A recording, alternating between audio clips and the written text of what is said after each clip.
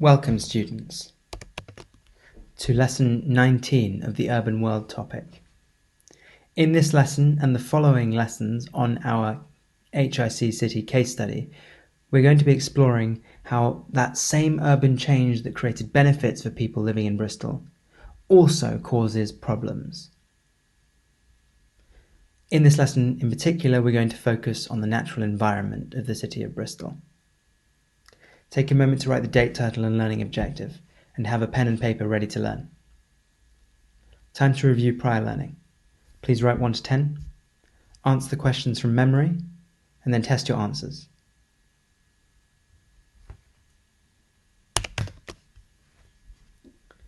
Number 1. Bristol's bus rapid transit service, called Metrobus, reduces urban air pollution. 2. More than 125 businesses in Bristol are carbon neutral, which means they release no CO2 emissions overall. 3. Throughout Bristol, roads have been converted to parks and trees planted. This is called urban greening. 4. In 2015, Bristol became the European Green Capital, a sign of its efforts to improve its environment. 5. 14 of the 15 largest aerospace companies have operations in Bristol. 6. The computer company, HP, which stands for Hewlett-Packard, has a large research facility next to UWE, that's the University of West of England, in Bristol. 7. The Harbourside Festival in Bristol attracts 400,000 people annually. 8. The Simplicio hydroelectricity project has improved electricity supply to Rio de Janeiro. 9. More than 5 kilometres of new sewers have been installed in Rio to reduce water pollution. 10. The Uere School in Mare Favela in Rio provides education to children of former gang members. Uere, if you remember, means the school over the rainbow. Give yourselves a mark out of 10. If you got 8 or more, I salute you. You're awesome. Any questions that you got wrong, test yourselves on them repeatedly until you remember them. To introduce the idea of an environmental challenge, I'm going to show you some photos and some questions. Use the photos to answer the questions and your own understanding.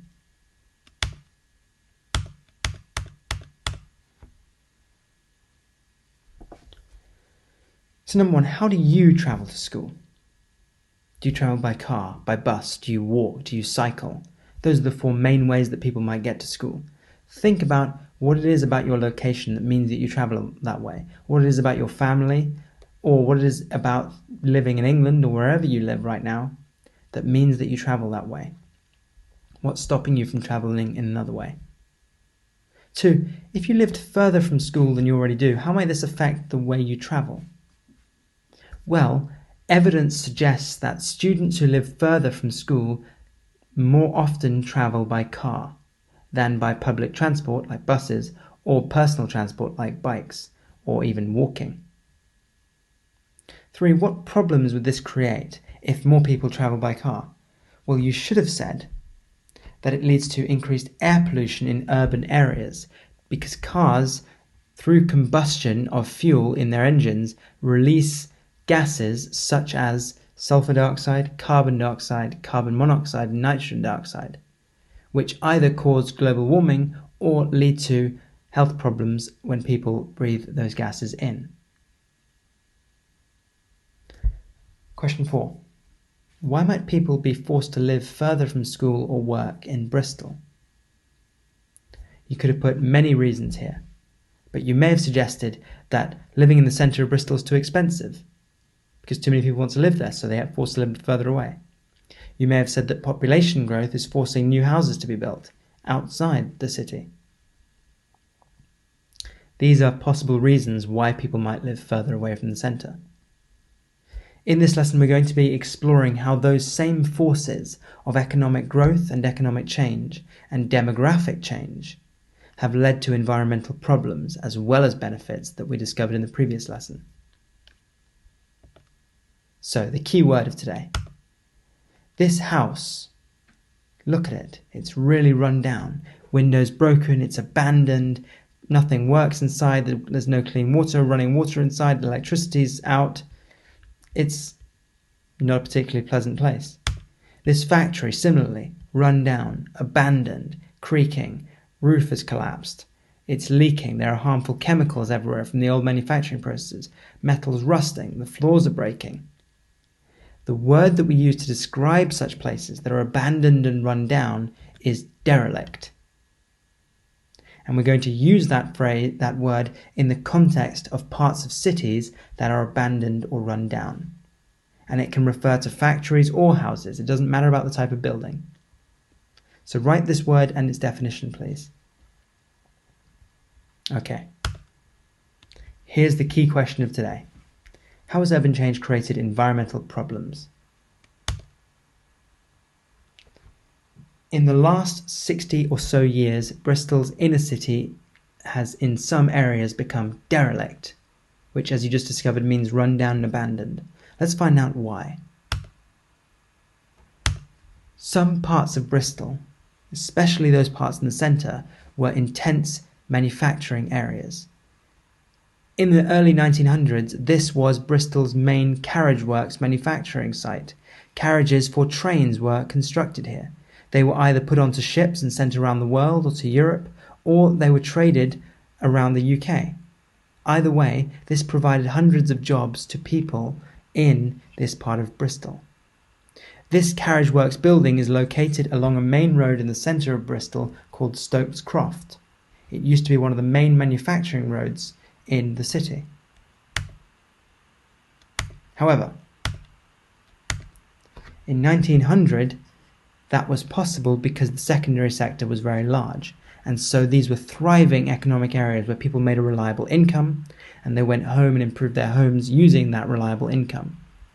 This manufacturing caused the migration of people to Bristol during the early 20th century.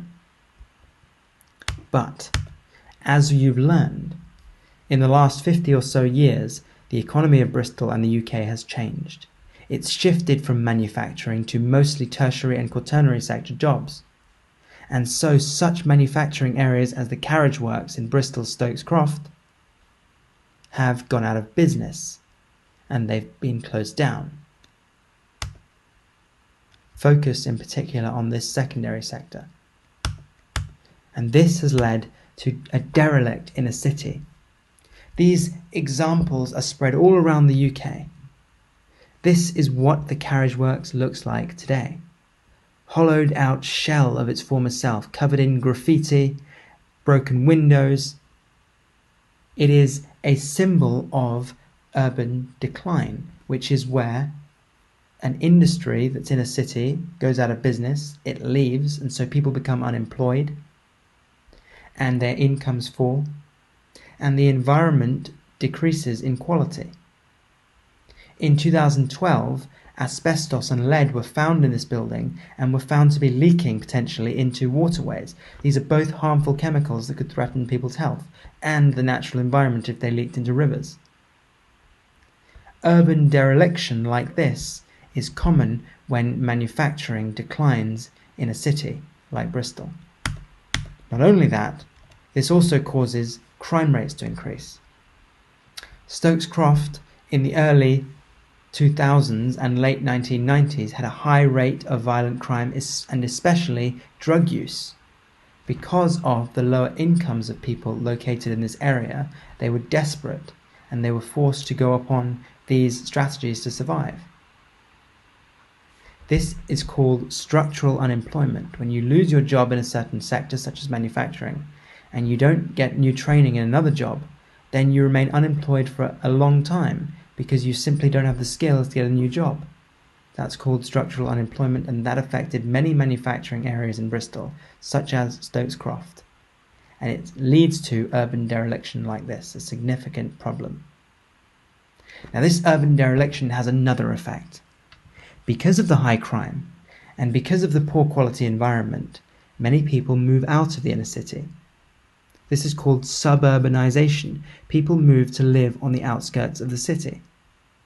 And let's look at how that is a problem. When people move out towards the outskirts of a city, and when the city grows outwards, we call this urban sprawl, as you learn in the context of Lagos in Nigeria. This is fundamentally a result of population growth and of urban dereliction. This is another deprived, which means lacking in good facilities, area of Bristol called Philwood, which we will explore in a future lesson. It's a former manufacturing area. Population growth and urban dereliction create the need for more housing as people wish to live further outside the city, away from such areas, and as people simply need more housing because there are more people. And this urban sprawl, growing numbers of buildings on the outskirts of cities, causes its own problems. This is Bradley Stoke. It is a suburb, which is a small urban area on the outskirts of Bristol.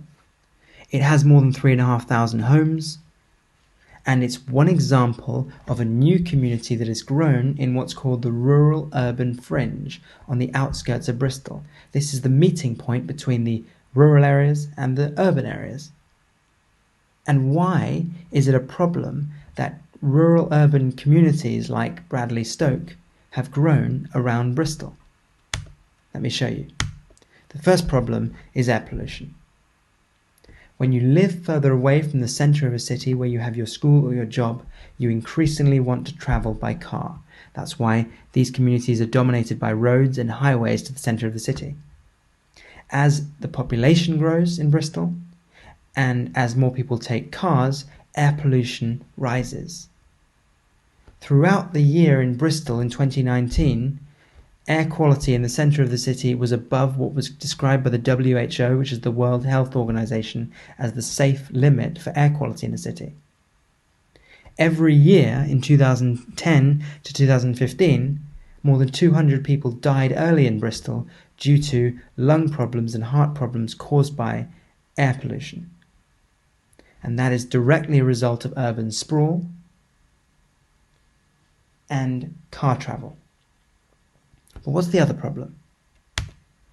In the UK's cities, a law was created in the 20th century called the Greenbelt Act, and here's how it worked.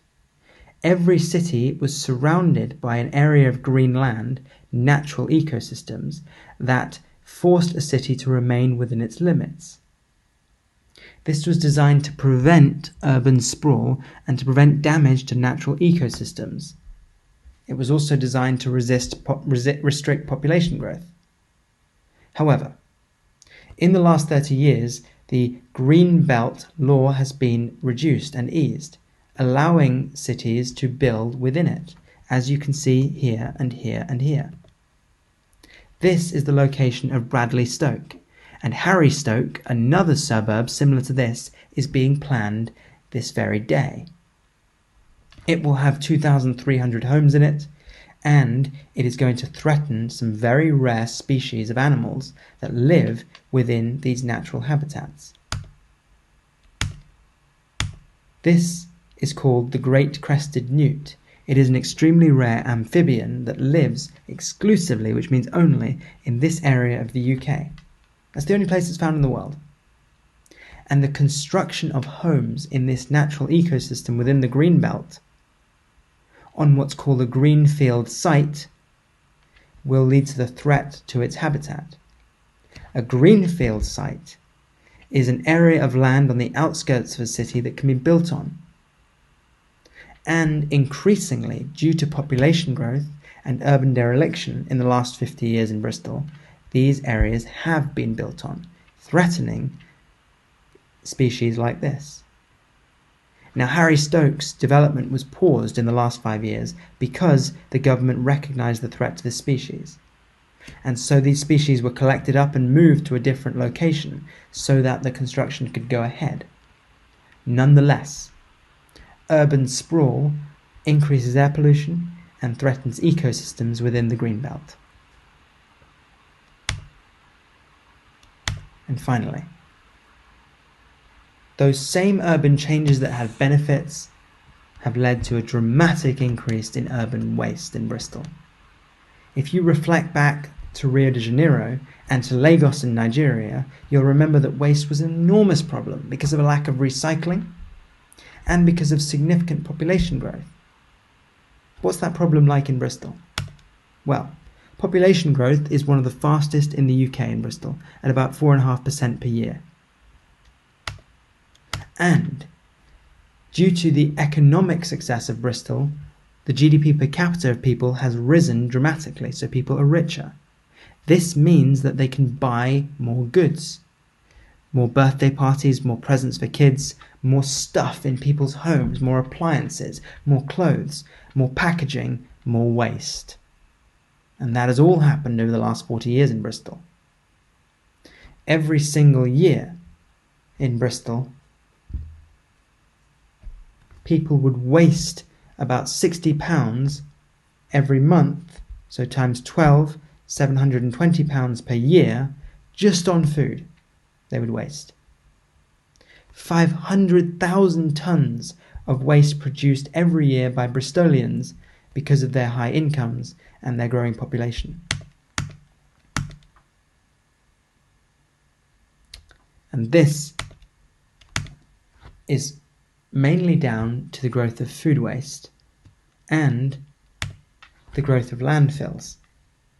The main company that Bristol hired to introduce recycling and to sort out its waste was a company called Kia. In 2018, it was discovered that Kia was sending an increased amount of its waste to landfills, giant dumps outside the city. These landfills were made up of food waste and plastic waste that could contaminate the ecosystems when it rained or when they seeped into the soil. Consequently, this company was removed from Bristol's Waste Authority and it was replaced, as you will see in a future lesson.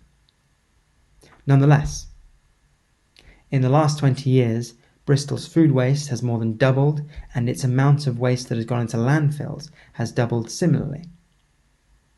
These are both problems that are results of population growth and Bristol's rising incomes.